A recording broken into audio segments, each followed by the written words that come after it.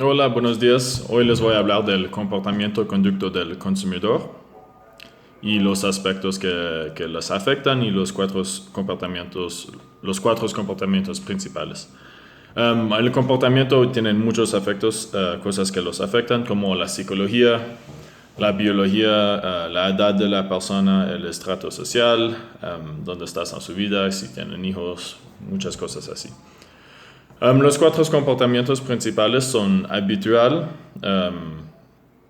búsqueda de variedad, compras de disonancia y compras complejas. Para empezar, las compras habitual son cosas que un consumidor hagan, digamos, como diario o de semana, que compran productos que necesitan para vivir como día a día. Entonces las compras que hagan en el supermercado de arroz, pan, huevos, jugo, esas cosas son cosas habituales que normalmente no son costosas y lo hagan cada semana. No buscas. Compras de variedad serán cosas que la gente quiere tener un cambio, probar algo diferente, algo nuevo. Un ejemplo de eso será, digamos que tienen una novia, un novio, y cada semana los dos cada viernes ellos se van a una cena, ¿no? Y cada semana ellos quieren probar un restaurante diferente porque no siempre quieren gastar en el mismo restaurante, probar los mismos platos, entonces cada semana ellos buscan algo diferente de variedad. Las compras de disonancia. Las compras de disonancia son cuando un consumidor estás comprando algo, no es siempre de último minuto, pero muchas veces es lo que pasa.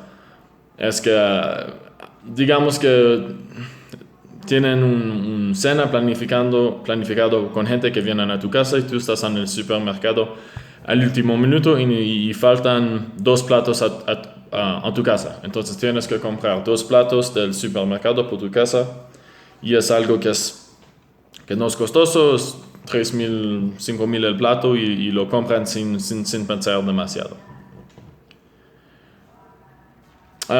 Los compras complejas. Las compras complejas son compras que son la mayoría del tiempo más costoso y donde el consumidor hagan búsquedas mucho más profundas antes de gastar en este. Por ejemplos de productos de estos serán computadores, quizás un reloj de lujo costoso, donde la marca es muy importante, digamos.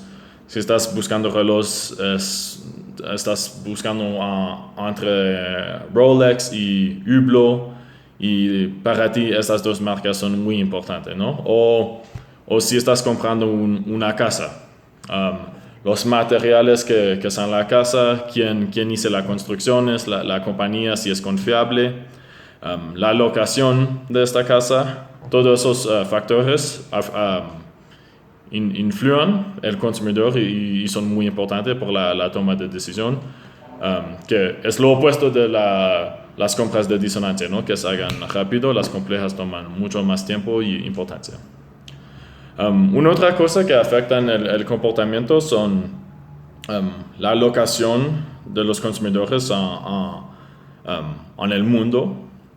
Por ejemplo, si estás no sé, en Brasil o en Colombia, no vas a vender muchos chaquetas de invierno, ¿no? No tiene tanto sentido. O un otro será como los carros y camionetas. Por ejemplo, a países más grandes, como Canadá, donde tenemos un invierno más largo, más frío, de 5 meses, y Canadá es un país muy grande con mucha gente.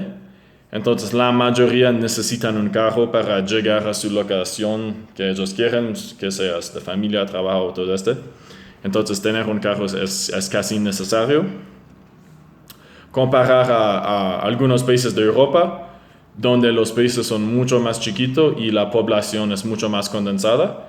Entonces muchas veces esos países toman decisiones de poner impuestos muy altos a los carros que importan. Entonces si quieren un auto tienes que gastar mucho.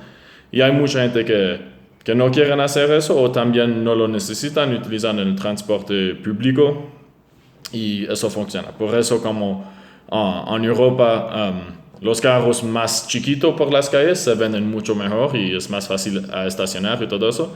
Y las camionetas más grandes y que lo hagan por viajes largos con la familia y todo, camping quizás, se venden más en Estados Unidos y Canadá también. Y eso es todo. Gracias.